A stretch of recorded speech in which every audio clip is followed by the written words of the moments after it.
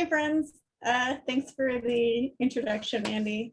Here, let me share my deck. So I'm going to be talking to y'all today about the experience that I built using the Snap-on spectacles, what my take on their hardware, their software, their ecosystem is, how you'll be able to get a hold of some spectacles, and a little bit about their creator program. So if you want to get your full art funded, how you might be able to do that.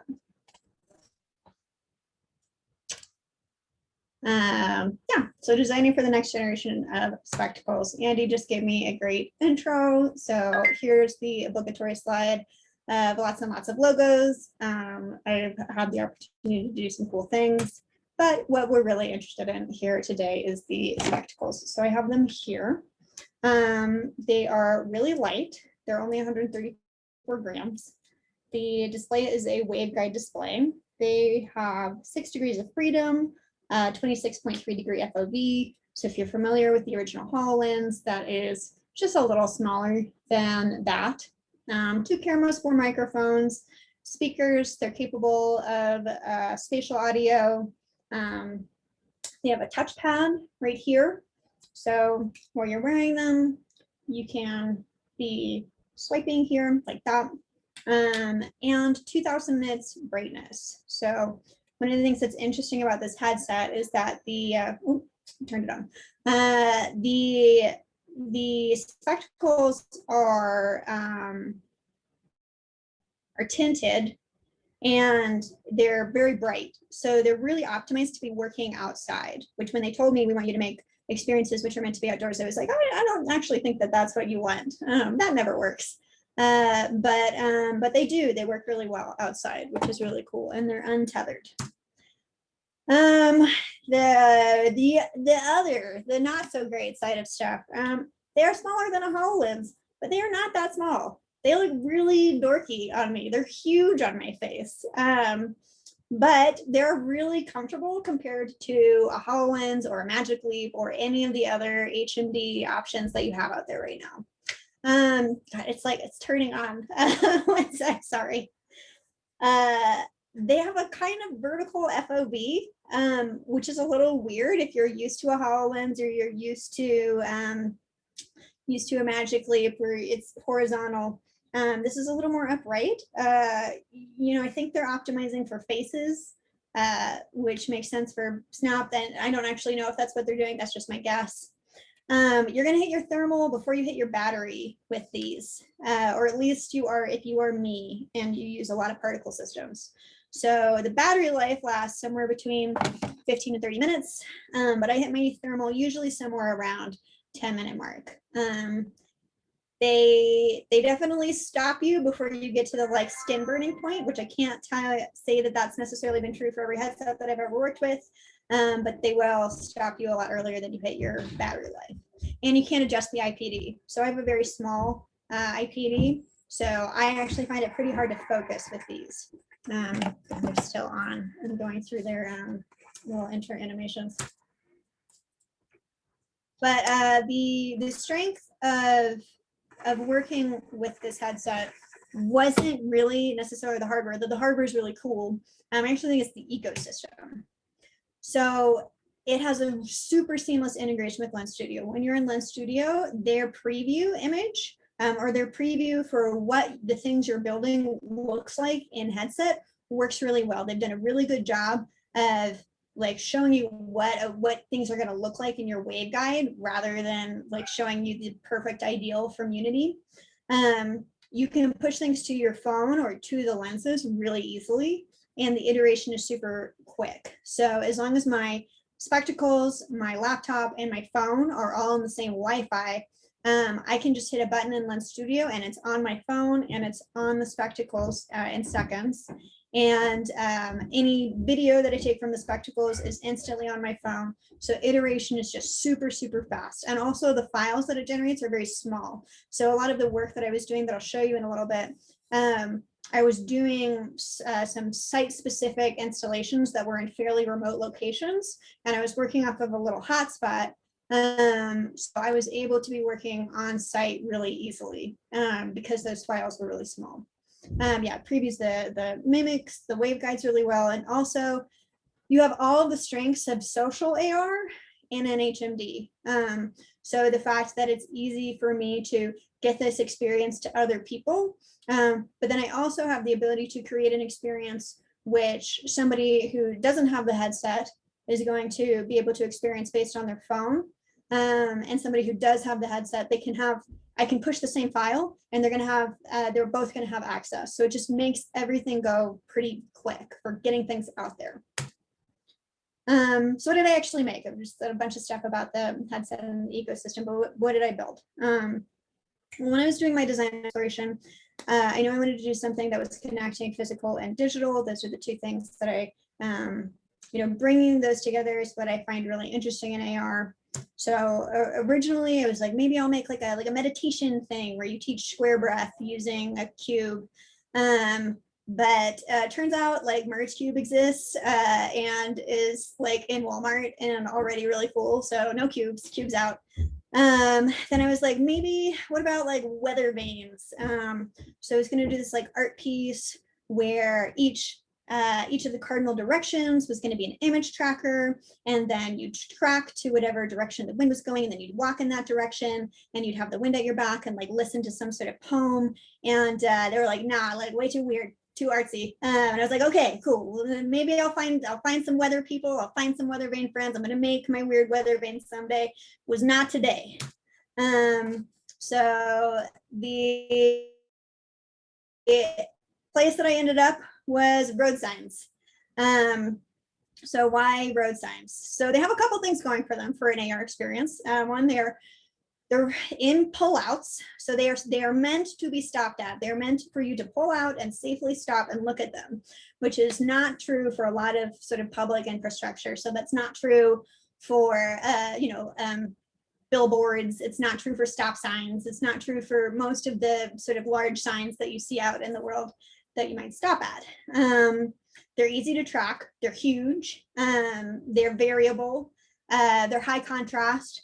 They're in the public domain, or at least the ones in New Mexico are, and I love them very, very much. Everyone who's ever been on a road trip with me has been annoyed by the fact that we have to stop at every single historic marker. I just think they're really cool, and I wanted to do something with them. And I also knew I wanted to do something interesting with the art direction. So there's something specific that I wanted to explore. One was I wanted to look at like quieter art styles. I think a lot of AR tends towards a real psychedelic maximalism, which I'm super guilty of in all of the work that I did at Meow Wolf. That is totally what Meow Wolf is psychedelic maximalism. But what could you do when you're not just overloading people with color and like stuff? So I wanted to see, how small could you get in terms of the art direction? And then I also wanted to play with some optical illusion and some things that are specific to a waveguide headset. So waveguides, the way they work, if you're not familiar, is that it's additive light. So you can only make things brighter. You cannot make something darker with a waveguide headset. But with the work that I did on Monument Valley 2 was all about optical illusion. And I always come back to this image, which that gray bar in the middle is all the same color, but you're perceiving the area on the right to be darker because of that dark to light gradient. So would it be possible by really leaning into that gradient and like contrast between dark and light to create the illusion that you have like a greater range of luminosity than you actually do in a waveguide headset? So what was the final concept? There were a couple directions that I thought I might be interested in going, and I thought I was going to pick one. So the first was education. So how could AR layers expand the educational content of one of these signs? Could you see the geography of a landscape labeled? Could I see a historical figure standing next to it? How can I increase the educational content of a place? The other was hidden layers, that a lot of these road signs are in places that have really cool stories that probably are never going to have a government marker. So how could we use the infrastructure that's already there to tell those other really, really cool and interesting stories?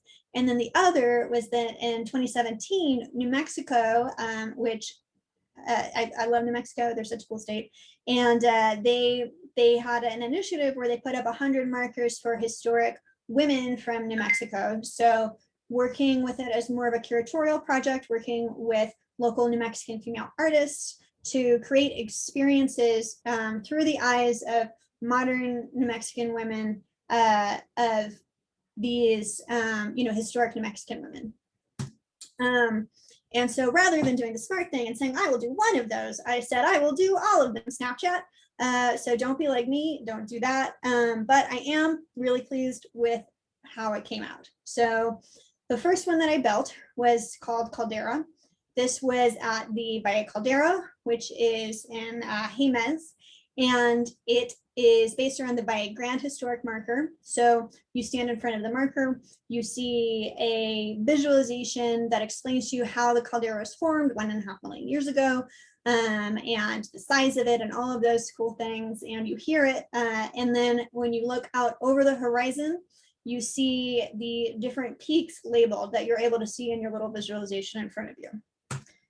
So when I was doing that, the first thing that I realized was I was going to need to figure out a way to test these at home. So even though many of these were not actually all that far from where I live, and I could drive out to them, it was getting really hard to need to go out there every day to test. So I made a big fake sign, and that worked out pretty well. I was able to set it up in my yard and be able to walk around it and use it to sort of figure out what things would be like. If I can change something, I would have made this a lot more accurate to the material of the sign. I at least would have made it brown, because when I was looking at stuff in headset, it looked like stuff was working visually, that once I got to the signs and it was on a lighter background, it definitely wasn't.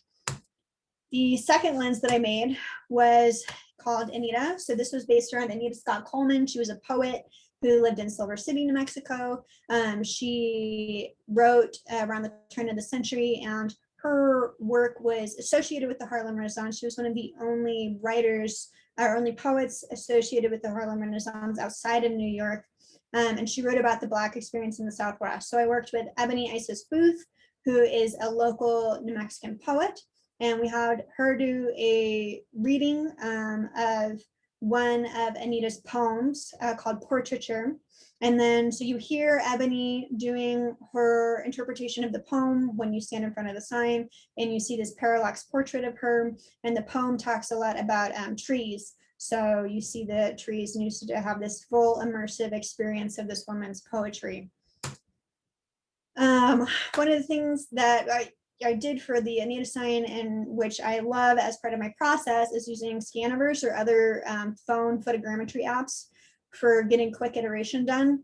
So I'm not trying to get great, perfect photogrammetry scans, but rather just trying to get something that's a good enough facsimile into Maya as fast as possible, and even on site. So I can say okay, what is this going to look like scale wise in front of this thing? And doing that as much as possible, at the sign, getting the scan there and then sitting in front of it and putting everything together in that location makes a real difference in terms of the final experience.